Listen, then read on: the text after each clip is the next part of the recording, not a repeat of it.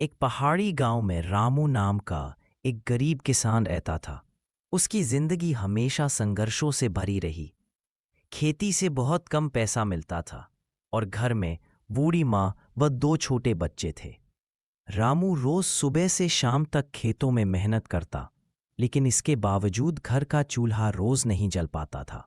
उस साल सर्दियां बहुत भयानक आईं।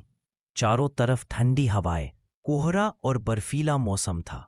गांव के ज्यादातर लोग घरों में बंद होकर अलाव जलाकर गर्मी ले रहे थे, लेकिन रामू के पास लकड़ी खरीदने के भी पैसे नहीं थे। उसके पास पहनने को एक पतली सी फटी हुई कमीज और घिसा हुआ कोट था, जो ठंडी हवा से बिल्कुल भी बचाव नहीं कर पा रहा था। रात को बच्चे ठंड से कांपते थे।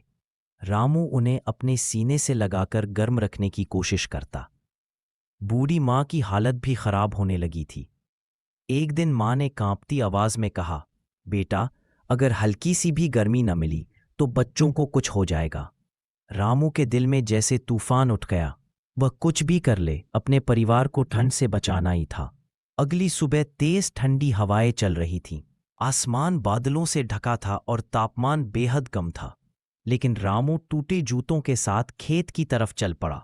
सोच रहा था, अगर फसल की देखभाल न की तो साल भर भूख ही मिलेगी। रास्ते भर वह कांपता रहा, पर हिम्मत नहीं टूटी। खेत पहुंचकर उसने देखा कि रात की ओस और पाले की वजह से उसकी फसल सूखने लगी है। उसकी आंखों में आंसू आ गए। इतने दिनों की मेहनत जैसे बर्बाद हो रही थी। वह मिट्टी को हाथ में लेकर रोने लगा और बोला, हे भगवान, मेरे बच्चों को बचा लो। मेहनत तो मैं कर रहा हूं, पर बदले में मुझे कुछ तो दे दो। रोते रोते उसका ध्यान सामने बने पुराने मड़ैया झोपड़ानुमा खलियान पर गया। भीतर जाकर उसने देखा कि कोने में बहुत सारी सूखी लकड़ियां रखी हुई हैं। वह हैरान हो गया। शायद किसी पुराने किसान की छोड़ी हुई लकड़ियां थीं। रामू के दिल में उम्मीद की एक नई किरण जागी। उसने उन लकड़ियों को बांधा, कंधे पर लादा और घर की ओर भागा। घर पहुंचते ही उसने चूल्हे में आग जलाई। बच्चों के हाथ पांव गर्म होने लगे।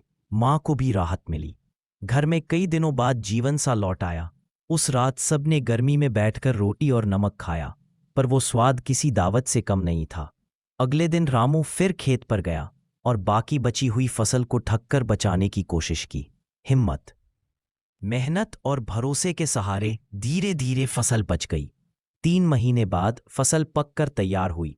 गांव का हर व्यक्ति उसकी फसल देखकर दंग रह गया, एकदम सुनहरी और स्वस्थ। फसल बेचने के बाद रामू के घर में पैसे आए। बच्चों के लिए गर्म कपड़े, माँ